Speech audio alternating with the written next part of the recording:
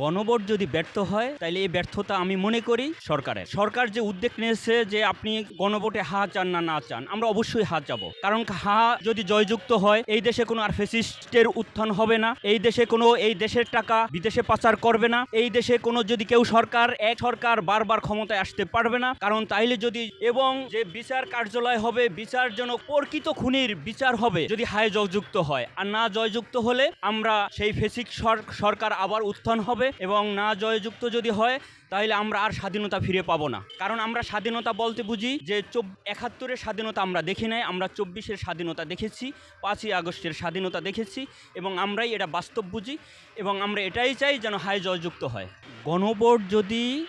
গণভোট যদি ব্যর্থ হয় তাহলে এই ব্যর্থতা আমি মনে করি সরকারের। আমরা এখন পর্যন্ত এই ১ বছরে যত অকারেন্স দেখেছি, যত দুর্নীতি দেখেছি, যত খুন দেখেছি, রাহাজানি দেখেছি, চাঁদাবাজি দেখেছি, এতে আমার মনে হয় না যে সুষ্ঠু নির্বাচন হবে। তারপরও প্রশাসনের কাছে আমরা আশা রাখি যে প্রশাসন যদি এখনও বুঝতে পারে যে পিছনের ফ্যাসিস্টদের যে রকমের দেশ থেকে পালাইতে হয়েছে, যদি সামনে যদি সুষ্ঠু নির্বাচন না হয়, যারা দায়িত্বে থাকবেন তাদেরও এরকমের পরিণত হবে।